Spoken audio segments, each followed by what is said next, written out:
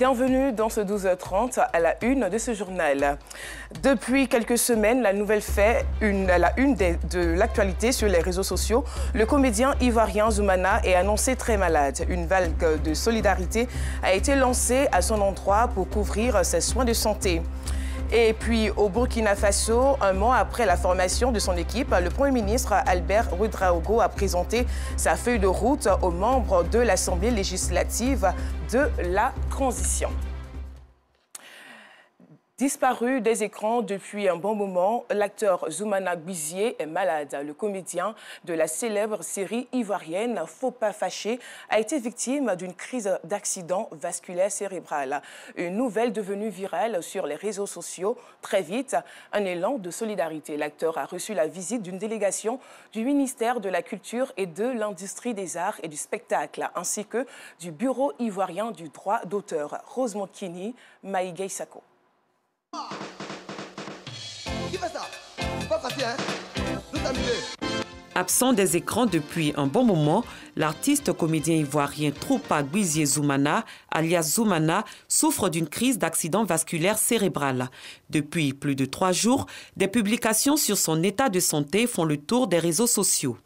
Très malade, l'ex-acteur et comédien de la série à succès Faut pas fâcher, Bruno Troupa Gbizié, plus connu sous le nom de Zoumana, sollicite l'aide de personnes de bonne volonté. Des publications qui ne laissent pas indifférents les Ivoiriens. Quand j'ai vu, comment on appelle, le message de Zoumana, vraiment ça m'a tellement touché. Et jusqu'à ce moment où je suis là, si vraiment on peut venir à son aide, vraiment je veux que la population de Côte d'Ivoire vienne en aide de Zoumana parce que c'est un grand comédien et je sais ce qu'il fait dans la vie. On a une icône qui est malade, monsieur le ministre, monsieur le chef du gouvernement, monsieur le président, madame la première dame qui est une dame au grand cœur, vraiment, on a notre Zoumana national qui est couché. On a besoin qu'il soit relevé. Un cri de cœur qui a été entendu. Commune d'Anyama, quartier Adjamé. C'est ici que réside la famille de Zoumana. Ce jour, une forte délégation du ministre de la Culture et de l'Industrie des Arts et du Spectacle et du Bureau ivoirien du droit d'auteur Burida rend une visite de soutien aux comédiens. C'est vrai comme ma mère. Je ne veux pas penser comme ma mère comme ça. Oh, Dieu. J'ai dit merci à tous ceux qui ont fait les choses pour moi.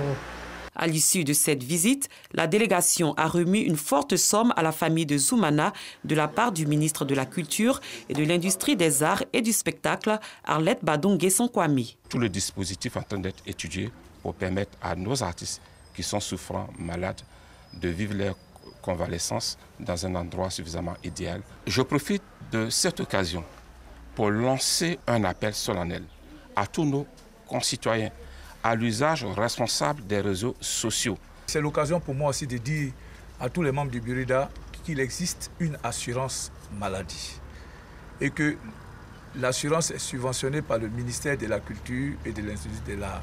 Au lieu de payer 500 000 francs, eh bien les membres sociétaires du Burida ne payent que 144 000 pour être assurés à 80%. Je voulais remercier une fois de plus le président de la République pour l'aide qu'il apporte aux artistes. Gbizié Zoumana, artiste comédien, a joué un rôle déterminant dans l'histoire du cinéma ivoirien. Il est connu pour son très célèbre rôle d'époux d'Adrienne Koutouan dans la série humoristique Faut pas fâcher, qui a pour but d'arracher le sourire aux téléspectateurs ivoiriens. Par son professionnalisme, Zoumana a touché de nombreux Ivoiriens. Ils sont 3 millions et seulement 1800 personnes invalides ont pu intégrer la fonction publique.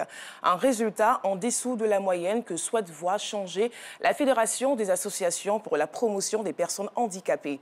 À cet effet, une journée internationale des personnes en situation de handicap s'est tenue en présence des membres du gouvernement. Georgette Ido Fofana. Yaya Sako, la trentaine révolue, vit avec un handicap depuis des années. Un handicap dû à une maladie qu'il a contractée pendant son enfance. Je suis pas né avec. C'est une maladie qui m'a pris. Bon, les parents ont essayé de faire tout, mais ça n'a pas pu aboutir. Moi, seulement dans le nom, mon handicap, bon, il n'a pas mis dans la tête, quoi. Voilà, un homme avec un handicap, il faut prendre du travail, il faut mendier, quoi. Comme lui, elles sont nombreuses, ces personnes qui vivent la même situation. C'est quand j'avais 5 ans que j'étais malade, on m'a fait une piqûre. On dit Le puis là, il a oublié le nom. Donc, c'est dans ça, je suis restée dans ce monde. Je fais un peu d'activité, m'occuper de mes enfants. C'est mes parents qui m'ont raconté. On m'a dit que je ne suis pas né comme ça, que c'est une maladie à l'enfance.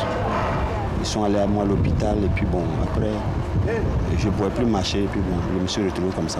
On est handicapé, bon, on voit que la vie c'est ça aussi. Tout le monde ne peut pas être bien portant, peut-être c'est Dieu qui l'a voulu. Et puis bon, on ne peut pas s'arrêter là-dessus, il faut avancer quoi. Réunis au Palais de la Culture de Treichville ce lundi, à l'occasion de la célébration de la Journée mondiale des personnes en situation de handicap, les handicapés plaident pour une insertion socio-professionnelle. Le combat que nous menons, c'est le combat grosso modo de la protection et de la promotion des personnes handicapées.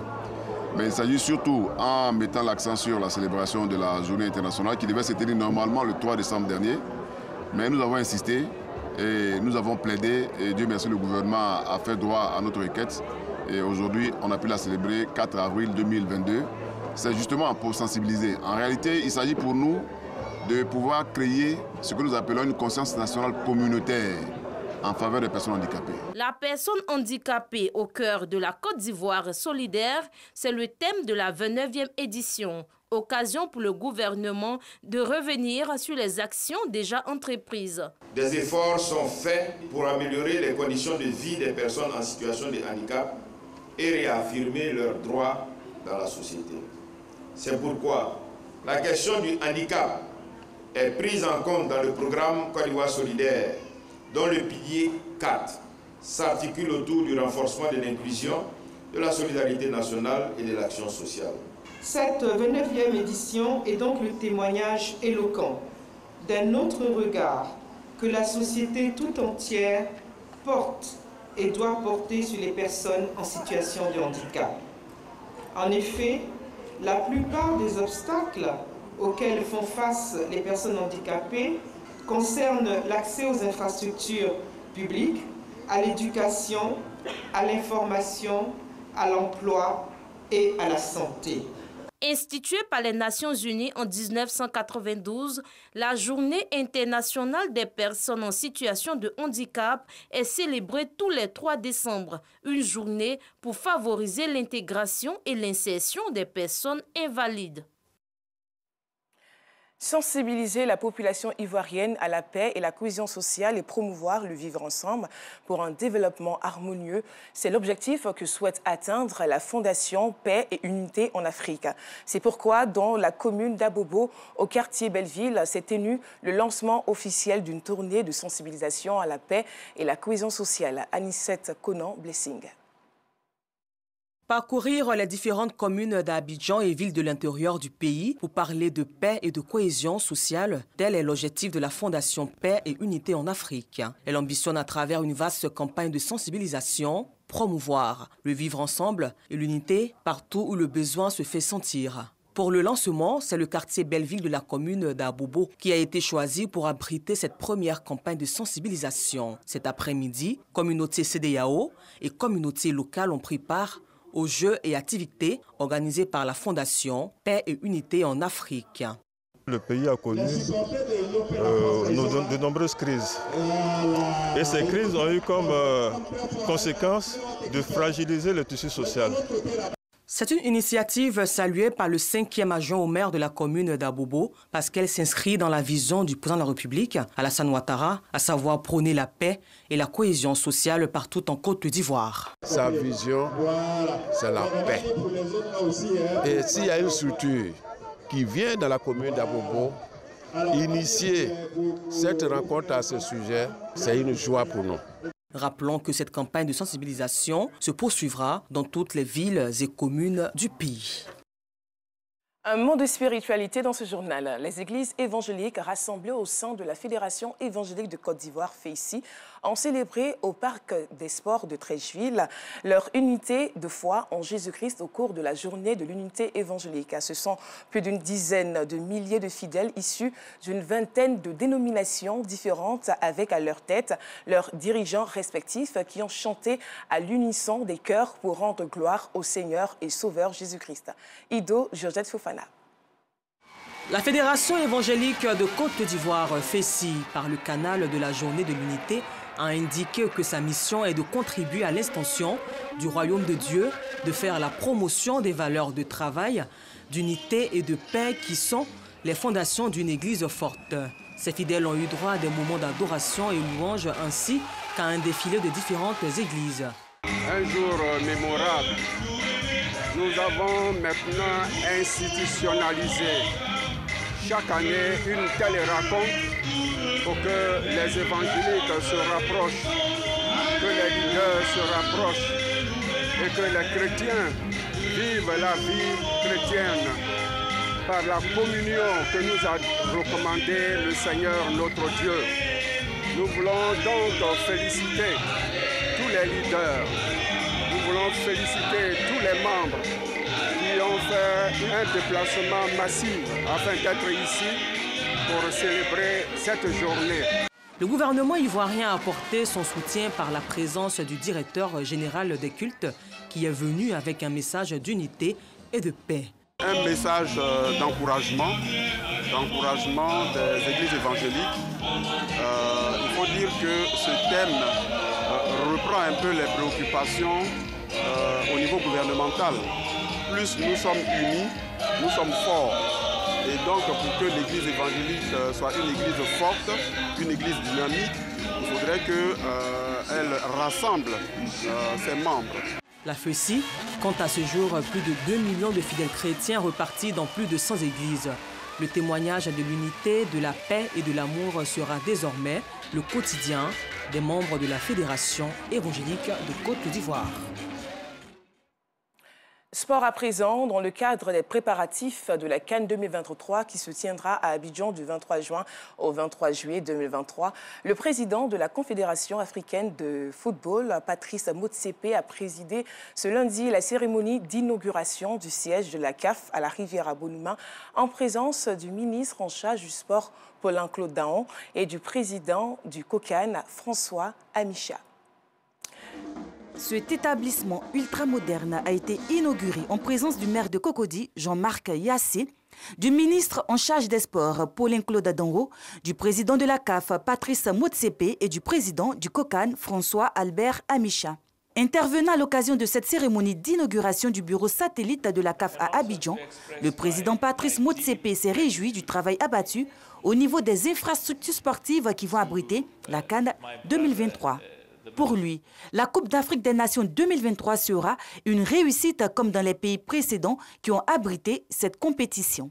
Le ministre en charge des sports a indiqué son ambition de relever le défi qui se présente à la Côte d'Ivoire. Vous êtes venus et vous avez vu. Vous êtes venus, vous avez entendu et vous avez senti l'engagement du gouvernement de la République de Côte d'Ivoire qui a investi déjà pas moins de 400 milliards en infrastructures sportives, d'hébergement et en infrastructures routières et infrastructures connexes. La Côte d'Ivoire tient à organiser une CAN exceptionnelle comme vous l'avez souhaité et ensemble nous le ferons. En ouvrant ce bâtiment ici, ce bureau à Abidjan, vous démontrez votre engagement à accompagner la Côte d'Ivoire, à respecter les standards de la CAF. Vous vous engagez aussi dans la proximité, un an, pratiquement un an, avant le début des compétitions, à être à nos côtés.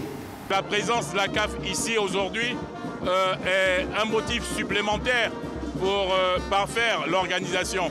Et le COCAN se met à la disposition des autorités ivoiriennes, des autorités de la CAF pour réussir cette organisation. Ce bureau satellite de la CAF est un immeuble de 4 étages constitué de 14 appartements, 2 open space, 3 chambres autonomes et 1 séjour. Au Burkina Faso, le Premier ministre Albert Ouedraogo, conformément à l'article 18 de la Charte de la transition, a présenté devant les députés de l'Assemblée législative de la transition la feuille de route de la transition. Il a expliqué comment son gouvernement compte venir à bout de l'insécurité et récupérer les parties du territoire occupées par les groupes armés.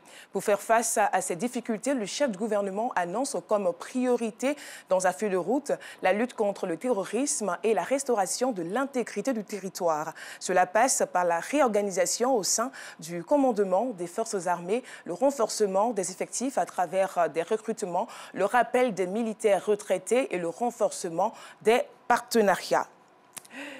C'est ici que prend fin ce journal. Prochain rendez-vous, le Flash et le journal avec Alassane Drabo.